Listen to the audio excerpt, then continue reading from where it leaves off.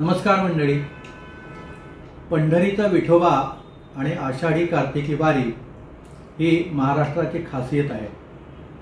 सध्या संत ज्ञानेश्वर माऊली आणि जगद्गुरू संत तुकाराम महाराज यांच्या पालख्या त्यांच्या नियोजित वेळापत्रकानुसार पंढरीच्या वाटेवर आहेत आणि या वारीमध्ये असंख्य वारकरी विठ्ठलाच्या भेटीच्या आतुरतेने पंढरीच्या दिशेने चालत आहेत. या दोन्ही पालख्यांचे अपडेट, रिंगण सोहळे इत्यादीचं थेट वर्णन विविध माध्यमं करत आहेत. त्यामुळे वारीला न गेलेल्यांना सुद्धा प्रत्यक्ष वारीत चालण्याचा अनुभव मिळत आहे, आनंद मिळत आहे. या वारीचे मूळ काय असा प्रश्न माझ्या मनात आला आणि विविध अभंग आणि गुगलवरील माहिती यावरून मला ते कळलं. ते आपणास शेअर करावं म्हणून हा व्हिडिओ केला. विठ्ठल भक्ती आणि पंढरपूरची वारी हे वारकरी संप्रदायाचं प्रमुख वैशिष्ट्य.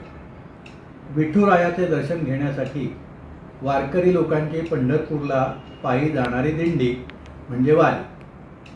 आषाढ आणि कार्तिक एकादशी अशी वर्षातून दोनदा ही वारी केली जाते. या वारीमध्ये विविध जाती, धर्म, पंथाचे भक्त सहभागी होतात. प्रत्येक वारकरी हा विठ्ठल आहे असे मानून ते एकमेकांच्या पाया पडतात, हे या संप्रदायाचं वैशिष्ट्य. पंढरपूरची ही वारी भक्ती, सेवा, शिस्त, समर्पण, समता आणि आनंद यांचा उत्सव आहे. तर अशा वारीची सुरुवात 13व्या शतकाच्या मध्यापासून झाली असं समजतं. संत ज्ञानेश्वर माऊलींचे वडील पंढरपूरला पायी जात असत. पुढे त्यांची मुलं सुद्धा निवृत्ती ज्ञानदेव, सोपान, मुक्ताबाई यांनी सुद्धा ती परंपरा ठेवली होती. आणि पुढे ज्ञानदेवांनी तर भागवत धर्माची पताका खांद्यावर घेऊन सर्व जातीपातींच्या समाजाला एकत्रितपणे या सोहळ्यात सामील करून घेतलं. हेच व्यापक स्वरूप जपत पुढे एकनाथ महाराज, तुकाराम महाराज, शंकरस्वामी शिवूरकर महाराज, मल्लप्पा वास्कर यासारख्या संतांनी वारीची परंपरा चालवली. ती आजतागाय सुरू आहे. माऊली ज्ञानेश्वरांच्या काळात अनेक संत पंढरपूर आणि आसपासच्या क्षेत्रात राहत होते. खुद्द पंढरपुरात संत नामदेव, संत गोरा कुंभार, संत जनाबाई राहत होत्या. संत चोखामेळा हे बुलढाणा जिल्ह्यातील मेहुणा या गावात राहत होते. आषाढी आणि कार्तिकीला ही सर्व मंडळी पंढरपुरात भेटत असत. या संदर्भात संत जनाईंचा एक अभंग लक्षात घेण्यासारखा आहे. विठू माझा लेकुरवाळा, संगे गोपाळांचा मेळा, निवृत्ती हा खांद्यावरी, सोपानाचा हात धरी, पुढे चाले ज्ञानेश्वर, मागे मुक्ताई सुंदर, गोरा कुंभार मांडीवरी, चोखा जीवा बरोबरी, संत बंका कडेवरी, नामा करांगोळी धरी, जनी म्हणे गोपाळा, करी भक्तांचा सोहळा. तर आषाढी कार्तिकी एकादशीला सर्व संत पंढरपूर येथे येत असत. याबद्दल संत चोखोबांचा एक अजून सुद्धा एक अभंग आहे. आपल्याला तो नक्की आठवत असेल.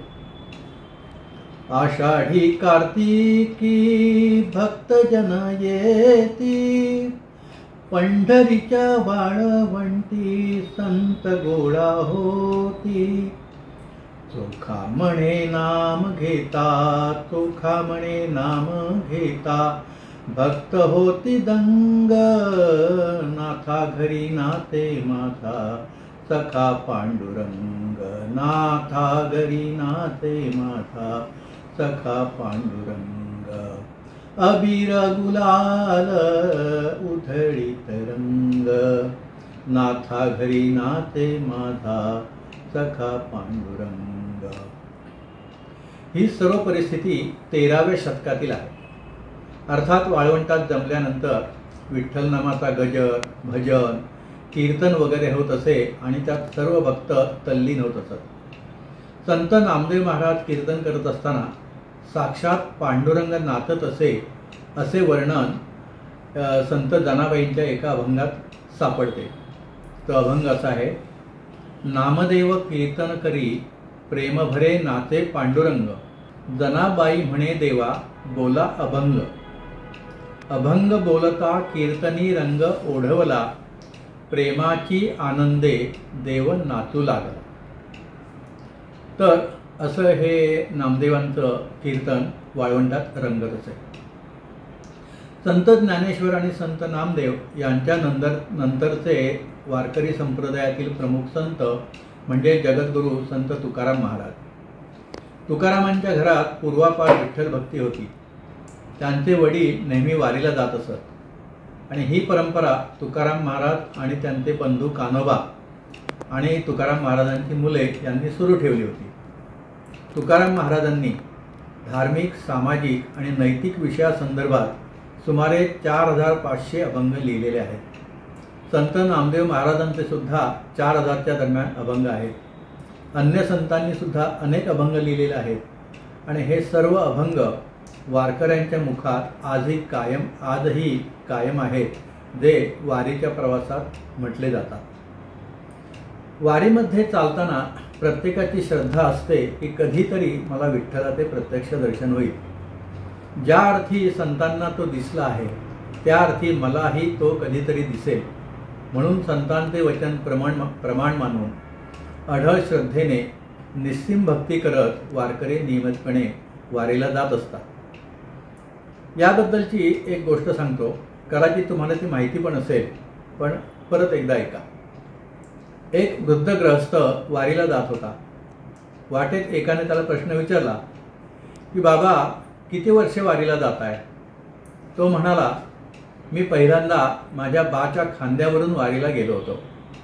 तिथपासून आज तागायत मी वारीला जातोय. मग तुम्हाला विठ्ठल दिसला का कधी? तो म्हणाला की नाही. मग दरवर्षी का जाता वारीला? तो म्हणाला, सांगतो. चोर बघितल्यावर एक कुत्र भुंकायला लागतं. ते ऐकून बाकीची कुत्री भुंकायला लागतात. वास्तविक त्या बाकीच्या कुत्र्यांनी चोर बघितलेला नसतो, पण त्यांचा पहिल्या भुंकणाऱ्यावर विश्वास असतो की चोर आलेला आहे, म्हणून तो भुंकतोय. हाच विश्वास महत्त्वाचा आहे. ज्या अर्थी संतांनी विठ्ठल पाहिला आहे त्या अर्थी तो आहे, म्हणून संत वचनावर विश्वास ठेवून मी दरवर्षी वारीला जातोय. जरी आपल्याला विठ्ठल भेटला तरी तो कोणत्या स्वरूपात भेटेल याची कल्पना करता येत नाही. या बाबतीत संत श्री एकनाथ महाराजांचे उदाहरण सांगता येईल. नाथांकडे थोडी नाही 12 वर्षे कावडीने पाणी भरणारा, नाथांचे पाय चेपणारा, पूजेची तयारी करणारा श्रीखंड्या भगवान हा श्री विष्णू होते हे परमार्थात पोहोचलेल्या नाथांना सुद्धा ओळखता आले नव्हते. जेव्हा गुजरात येथील एक वैष्णव भक्त श्रीखंड्याच्या शोधात नाथांकडे आला तेव्हा त्यांना समजले, पण तोपर्यंत श्रीखंड्या तिथून निघून गेलेला होता. नाथांना या गोष्टीचा खूप पश्चाताप झाला. अर्थात नाथांची अध्यात्मातील साधना आणि योग्यता खूप वरची असल्याने त्यांना तसेच आलेल्या भक्ताला आणि नाथांच्या पत्नीला साक्षात श्री विष्णूंनी चतुर्भुज रूपात दर्शन दिले होते. तर सांगण्याचा मुद्दा असा की भगवंत कोणत्या रूपात आपणास भेटेल ते सांगता येत नाही. आपणाला तो ओळखता मात्र आला पाहिजे. भगवंत कधीतरी भेटेल ही अढळ श्रद्धा मात्र हवी.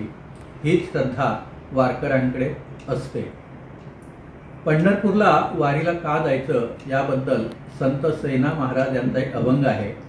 अतिशय सुंदर वर्णन केलेलं आहे. सर्व वारकऱ्यांच्या मनातील भाव यात आला आहे असं मला वाटतं, म्हणून हा अभंग थोडा म्हणण्याचा प्रयत्न करतो. जाता पंढरीसी सुख वाटे जीवा, आनंदे केशवा भेटताची.